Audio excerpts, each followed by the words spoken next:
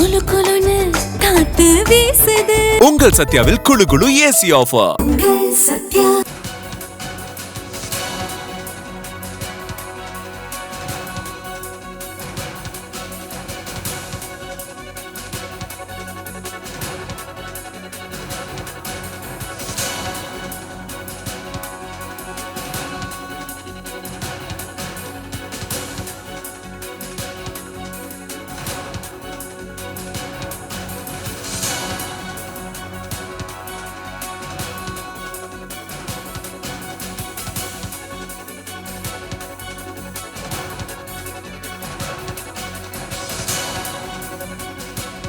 வணக்கம். தாவேகா தலைவர் விஜய் அவர்கள் இன்று ஆளுநர் அவர்கள் சந்தித்து பேசியிருந்த நிலையில் தாவேகா ஆட்சி அமைக்க தேவையான பெரும்பான்மையை தரவில்லை என்று ஆளுநர் மாளிகை தற்பொழுது அதிகாரப்பூர்வ செய்தி குறிப்பு வெளியிட்டிருக்கிறது. ஆட்சி அமைக்க பெரும்பான்மை பலம் தேவை என்பதை விஜய் தரப்புக்கு வலியுறுத்தியதாகவும் விளக்கம் அளிக்கப்பட்டிருக்கிறது. ஆட்சி அமைக்க உரிமை கோரிய விஜயிடம் கூறியது என்ன என்பது குறித்து ஆளுநர் தரப்பு விளக்கம் அளித்திருக்கிறது.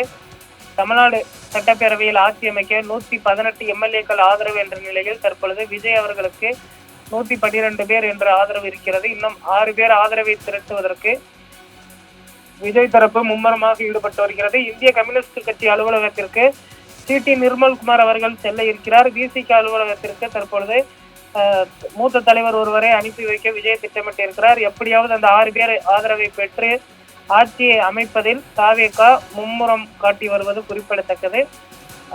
ஆதரவு கிடைத்தவுடன் உடனடியாக ஆளுநரை மீண்டும் சந்தித்து ஆட்சி அமைப்பது தொடர்பாக அந்த ஆதரவு கடிதத்தினை வழங்குவார்கள் என எதிர்பார்க்கப்படுகிறது. ஆளுநர் அவர்கள் தொடர்ந்து பதவி பிரமாணம் செய்து வைக்காமல் இழுத்தடிப்பதாக எதிர்க்கட்சிகள் குற்றம் சாட்டி வந்த நிலையில் தற்பொழுது ஆளுநர் மாளிகை அதிகாரப்பூர்வ ஒரு அறிக்கையினை வெளியிட்டிருப்பதும் குறிப்பிடத்தக்கது. இன்று அல்லது நாளை தமிழ்நாடு பொறுப்பு ஆளுநர் அவர்கள் கேரளா புறப்பட்டு செல்ல இருப்பது குறிப்பிடத்தக்கது. அடுத்த வாரம் தான் பதவியேற்பு இருக்கும் என எதிர்பார்க்கப்படுகிறது.